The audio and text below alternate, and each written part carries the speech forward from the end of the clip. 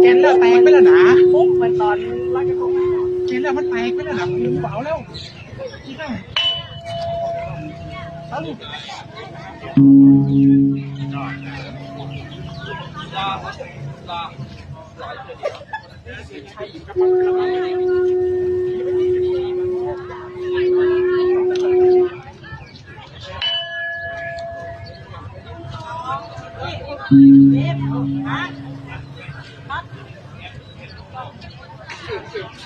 จับภาพ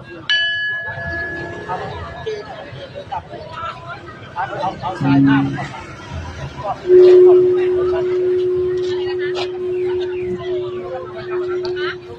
แล้ว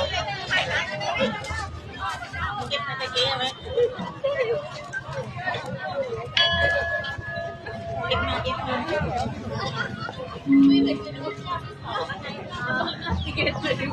ดี๋ยว